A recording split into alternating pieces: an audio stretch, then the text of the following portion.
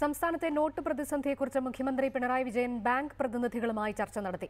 500 രൂപ നോട്ടുകൾ അടുത്ത ആഴ്ചയ്ക്കുള്ളിൽ ബാങ്കുകളിലും എടിഎമ്മുകളിലും എത്തുമെന്ന് ചർച്ചയ്ക്ക് ശേഷം ബാങ്ക് പ്രതിനിധികൾ പറഞ്ഞു.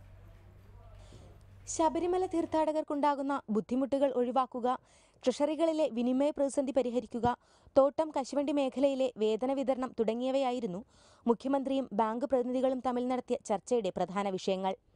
RBI ഉൾപ്പെടെയുള്ള ബാങ്കുകളുടെ 22ഓളം പ്രതിനിധികൾ ചർച്ചയിൽ പങ്കെടുത്തു. ശബരിമല തീർത്ഥാടന കാലമായതിനാൽ തീർത്ഥാടകർക്കുള്ള ബുദ്ധിമുട്ടുകൾ ഒഴിവാക്കാൻ ശബരിമല റൂട്ടിലെ ATMകളിൽ പണം നിറയ്ക്കാൻ കൃത്യമായ ക്രമം കൊണ്ടുവരും.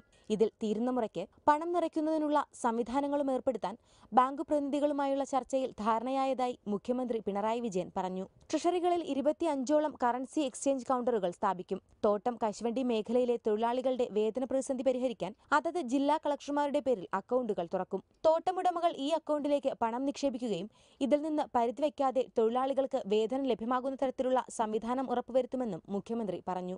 ഞങ്ങൾ മന്ത്രിസഭ ചർച്ച ചെയ്തിട്ട് ഇപ്പോൾ തീരുമാനിച്ചിട്ടുള്ളത് ഈ കൂലിയുമായി ബന്ധപ്പെട്ട പ്രശ്നത്തിൽ ജില്ലാ കളക്ടറുടെ പേരിൽ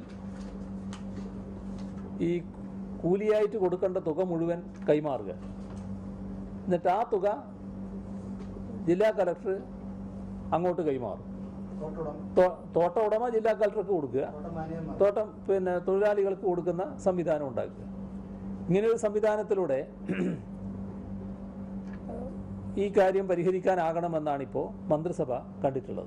ഇതര സംസ്ഥാന തൊഴിലാളികൾ ബാങ്ക് അക്കൗണ്ടുകൾ മുഖേനയാണ് വീടുകളിൽ പണം എത്തിക്കുന്നത്. ഇവർക്ക് ഇളവുകൾ നൽകണമെന്ന് ബാങ്കുകളോട് സംസ്ഥാനം ആവശ്യപ്പെട്ടിട്ടുണ്ട്.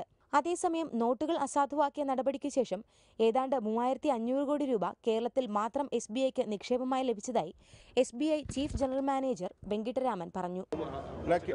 കേരളത്തിൽ about 3,000 to 3,200 crores have come to the account. Deposit കൊണ്ടിട്ടുണ്ട് എല്ലാം.